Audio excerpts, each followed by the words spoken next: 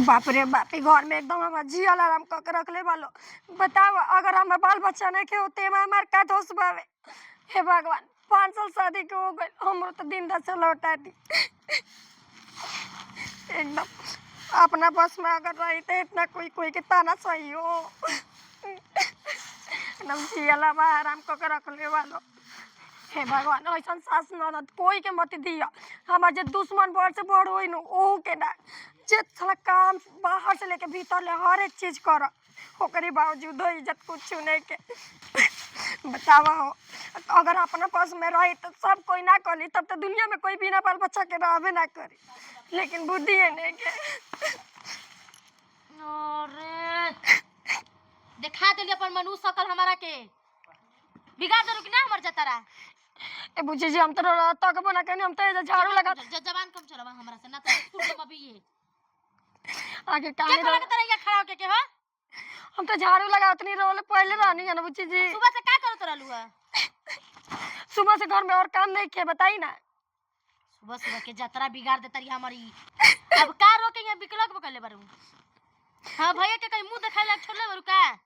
ए बुझी जी रो रहा है, ऐसे काहे बोलते हो? हमार का कसूर बा, बताई ना। तो सुबह सुबह जतरा दे बिगाड़ दे बाजिन कहीं के।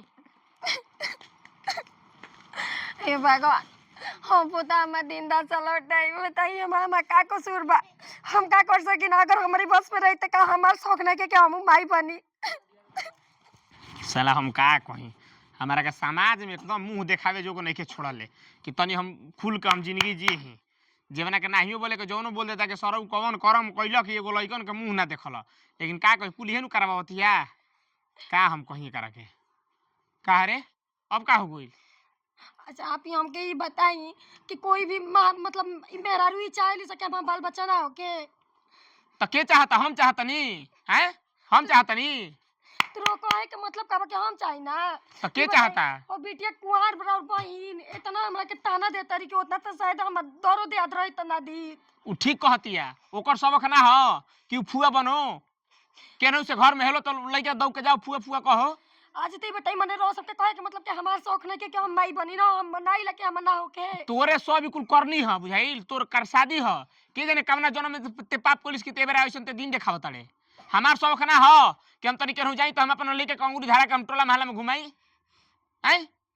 बाकी कुल हमार सबक सबके रह गइल। जब रौरे ओइसन बानी त रौर माई बहन काहे ना ताना दिलो। एगो बात हमार ते कान खोल के सुन ले, अगर और साल भर के अंदर में अगर ते कोनो अगर हमरा के संतान अगर ना दिहलिस तो समझ ले के ते रास्ता चेत लिए दोसर तोरा के राखम ना। अपन बाप भाई से फोन करके कह दे करतनी जी का सब हमरे हाथ में बावे। तो हमारा हाथ में बटे साला हमार हैसा न दे रहला हैं। आपसे बात कइला दीवार में मुड़ी लाल दोनों तारी के मारा फाइट के चल जीबू मदनपुर बुझाइले। एके फाइट में कोनो भाषा ना बोलबू एको गो विषय में समझत नहीं खुद समझावत तारी हमारा कह जेबा बैठ के ना। तो तोरा साल भर के बतिए बा, साल भर में तोर तो हम होश फार ना देनी तो तू कही कम का कहत रहनी करते डरामा। हइयो सही ना लकड़ी उकड़ी कुल फेकल बई ना कि बुनी बरखा का कुल घर में रख देई तो हम ना रखब तो केहू रख ना सकेला।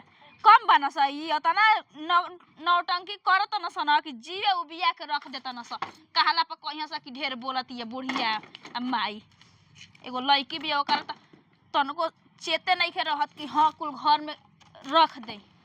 हई कम में फेकल बा सियाराई न लागल फेकत फेकत भाई का हरे का ते कहत रे माने क दिन तक ले से घर में चली जा रहा का बोल बबन चचाई रहलन कहत रहन बियाह करके हमरा के।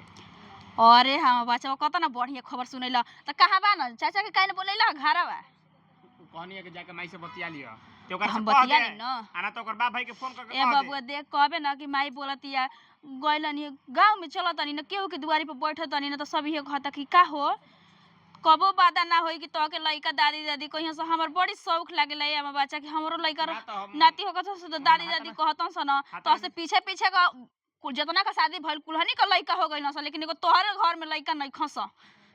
हम का कही हम हाथना दिन तक ले लेके हम चलनी नु कि माने भगवान के नगरी में देर होला बा के अनहेर ना होगला हम देखत नहीं कि हमारा जिंदगी में गरहन लाग गुल बा देख छूटे वाला नहीं खे। कतना हम इहे सपना सजा के हम अपन बेटा का बियाह कइनी आ कि शादी बियाह हो जी तो हमारो घर में आगे पीछे कहीं से दौड़ के आए तो लइका दादी दादी चिल्ला केकरा जइहो समझावत सब रहे थे केकरा समझावत हमर लड़की कमे दुख में रहती है माई रे कुल लड़की फुआ बन गईली से हमके के फुआ कहे वाला नहीं खे ना पता बा माई ओनी के जवन करे हमार सहेली ना रहे उहो बन गइल बिया अब त देखो हम तो दूसर बियाह करबे बझिनिया के हम 1 मिनट मुंह नहीं खी देखल चाहत हम नहीं खी चाहत ना कि हमरा सामने आओ दिन रात घर में रोवल पिटल करती है बताओ हो आयु लक्ष्मी बहरी निकल जतड़ी तो रहबे करी ऐसन होई त जब से हमरा घर में आए तब से तो एकदम हमरा घर के सुख शांति कुल खत्म हो गइल अब सुबह सुबह ना जात रहे तो जतरा हमर बिगाड़ देलक हिया ना। 50 गो रुपया हमर भुला गइल ओनी के जवन करे के जवन करसन लेकिन हमें करे के राखम ना तू केहू तरह सेटिंग करके करे हटाऊ घर से हम ना रखम अरे हम खुद वे सोचतनी तू का हमरा से कहवत से पहले से हम सोचतनी जाय देर भैया कोई न दिहलो शादी बियाह करे खातिर हमनी लोग बताओ एकदम तोर बाबूजी फोन कइले रहस त कहत ना कि तोके जतनी बुझाता उतनी कर तो जब सब के हमरा के कहि देले बा त हम करब ना कोनो चीज के कमी बाटे सुन एगो लड़की देखू बरो कमे में देखो त दहेज उज ना दे इना के देख ना इनका की बाकी पूरा करते ना ये घर से निकाल दीहनी तो हम अपने बाप के बेटी ना हट चल बताओ केहू का मोबाइल चलावे में मन लागत हवे ताना दे दे के एकदम इक्कू फुट कर देले भाई के मरे के अलावा मरी लगे कौनो रास्ता नहीं के बाचल। हे भगवान कोई दिन दस इतना निमन लागत है कुर्सिया पे बैठ के कुर्सिया तुड़े में ना ए बुचे जी रो काहे तेरी बोला तनी मन तो करते अयो मम्मी देखो नहीं कि चाचा हमरा अखिए से ऑन हो जाबी अरे बचिन मम्मी के क्या अपने सजा के तनी मर गुजर जाए तोरी जगह पे हम रहते चूल्हा भर पानी में डूब के मर भी लागी आज देखो हमारे घर में बारिश ना दी एगो हमारा मम्मी जी घर में लइका ना दिहरी आ बात बतिया कह देते एकदम पुरानी लेखा बतिया लगा तू कला करके एकर बाप माता रे झूठ ना बियाह करले बना अब एकर सजा तोरी बाप माता रे के ना मम्मी जी हमरा आगे हाथ जोड़ते नो गोड़ पे गिरते मम्मी जी पकड़ नी ले चल मम्मी जी ना मम्मी जी मम्मी जी घर में एकरा के रहे देबो मम्मी जी हमरा गोड़ पे गिरते मम्मी अरे कौन ये मर बिला जो बाजिन कहीं के मम्मी जी खोल दी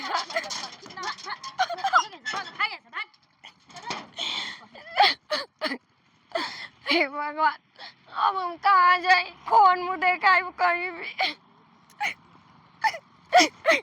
भगवान ए जी रोरा तो हमारा आदमी बनी रोरा आगे हम हाथ जोड़ते नहीं घर गोड़ पे गिरते नहीं तो माफ कर दे उनके घर में एगो कोना में रहे एक मिनट तोरे घर में रहे के अधिकार नहीं के चल तोर सेटिंग कर देले बने हम चल ए जी सुनी हम चल जल्दी निकल चल भाग ए जी देखिए हम नौकरानी बन के एगो कोना में रहले रोरा के तनको शिकायत के मौका ना दे उनको माफ कर दे ए घर के तो नौकरानियो रहबे नु तो हमारा बस के बात नहीं के चल हट निकल जल्दी निकल एक क्षण तोरे के ना रखो